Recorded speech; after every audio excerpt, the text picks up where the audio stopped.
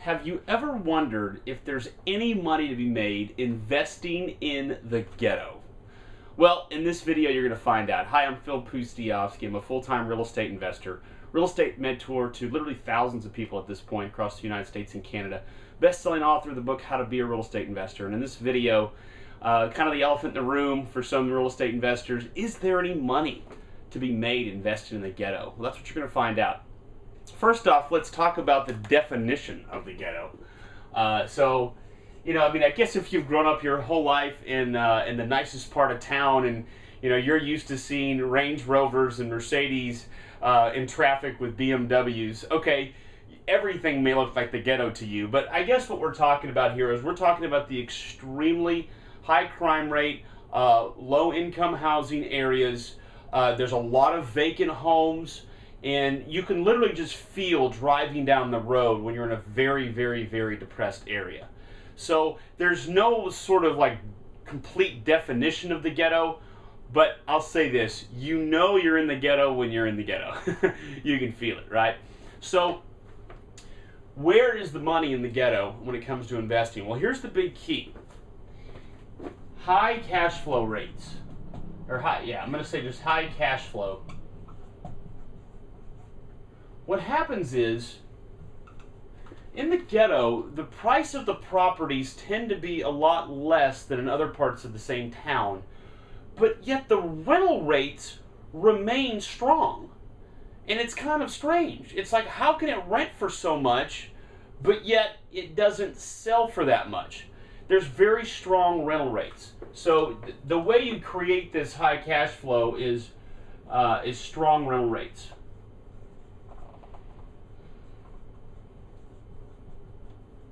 So some may say, well, okay, there's this trade-off. So you get the high rental rates in comparison to the cost of the home, but then you're having to do business in the ghetto, which you've got the security issues driving to the property. Those that I know that do deals in the ghetto, they always have a handgun in their glove box of their vehicle. There's the security issue, but then there's what some people have concerns over as it relates to the collections of rent and those sorts of things.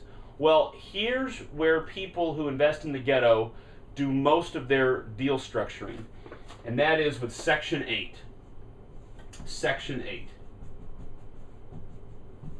What is Section 8? It's a local government program that gives certain low-income people a voucher that allows them to move into a Section 8 home, and basically the government is the one that pays the monthly rent.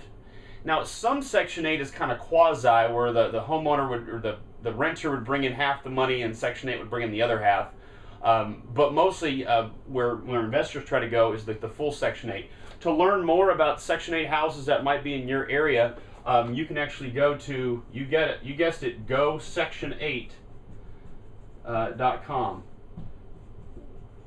And that would be properties that are available through the Section 8 system in your local area. So as an owner of property, though, if you get it fixed up correctly and you meet all their parameters, you can offer the program on a Section 8 and accept a Section 8 voucher. And so then what happens is that your rent comes in like clockwork because it's coming from the government. And so you get the benefit of the high cash flow, and you get the benefit of the steady income, where you don't have to worry about the collection issues. Because the government's making the payments. So this actually can be a huge windfall. It can be a huge windfall to be doing deals in the ghetto. You get a bunch of Section 8 houses that cash flow extremely well, and so you're making hand over fist monthly income. So that's the benefits, right? Well, let's talk about the drawbacks. Okay, so the drawbacks, and we're going to stay with Section 8 here. Drawback number one is you've got more management responsibilities.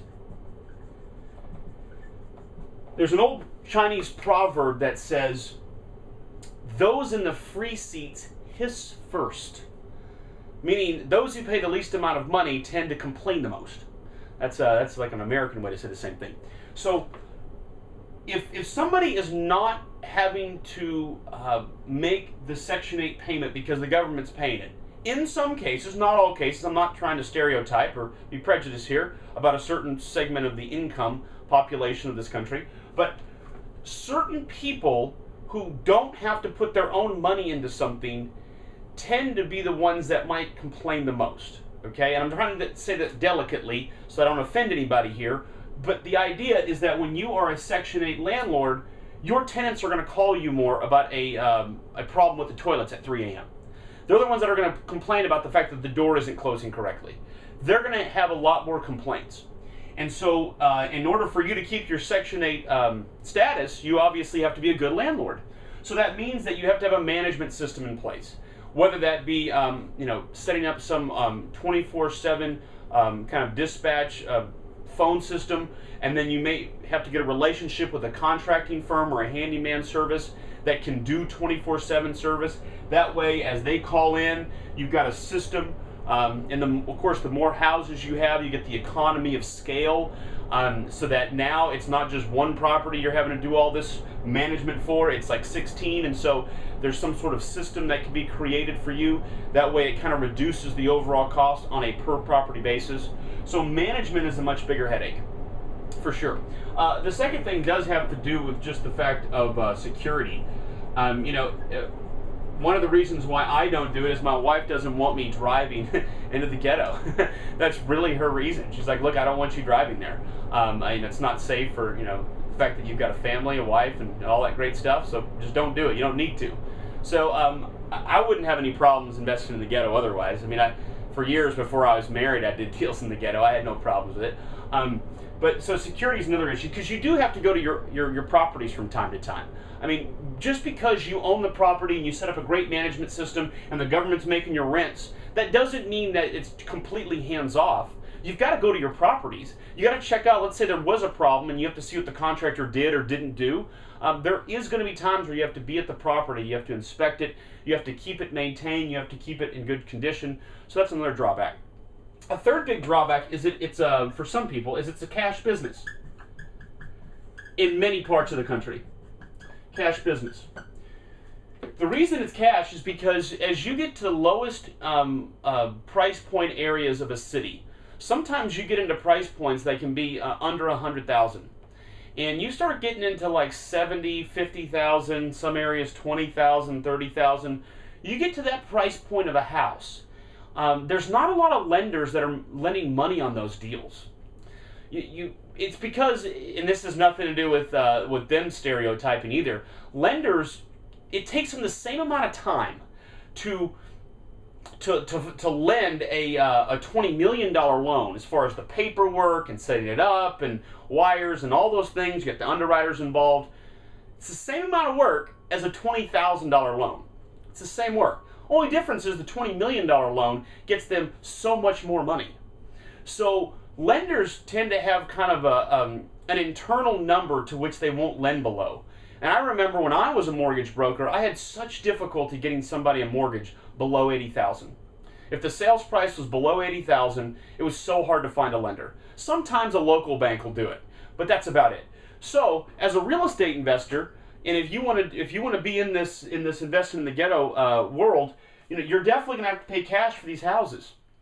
You might be able to structure owner financing with the seller sometimes, but that's usually not the case because they're selling because they need the cash. Oftentimes, if you get a deal in the ghetto that's full of equity, it's because it was an inheritance where they got the property willed to them. And so now what's happening is you're basically buying it from the heirs, and those heirs need that money, and so they need it fast. So usually they want cash. So you're paying cash to buy the house, and then you have to renovate it in many cases to get it to a position where it can rent Section 8. So typically those investors that are doing deals in the ghetto also have plenty of cash on them. They're paying cash for the property, cash to renovate it. And so what ends up happening is they end up having a lot of free and clear homes.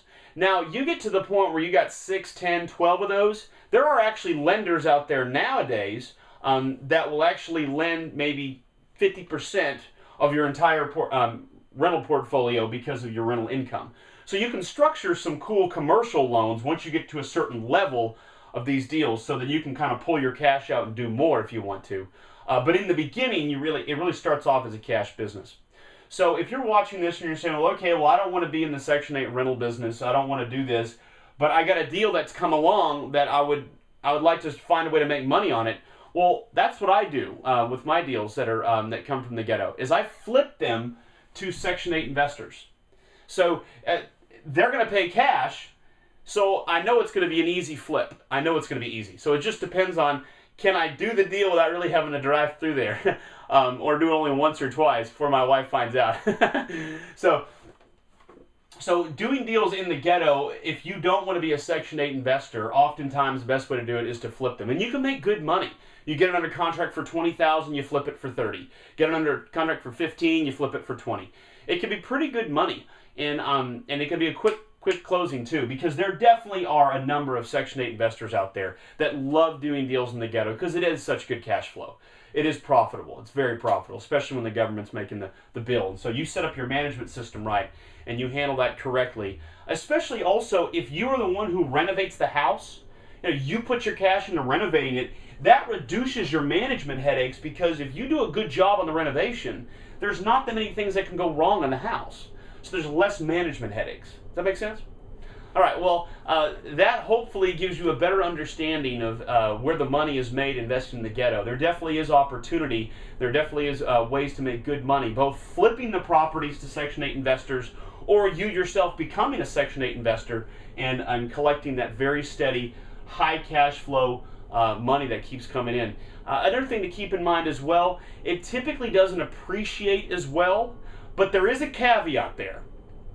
Ever so often, have you ever noticed where in a city that used to be the ghetto, all of a sudden there's a new up-and-coming trendy area? It's artsy area, it's got these eclectic-looking properties, and people are doing creative things with it. That does happen as well. Now, if you're investing in the ghetto hoping that the ghetto is going to turn into to Park Avenue, well, that's a gamble. You don't know which direction the city's going in.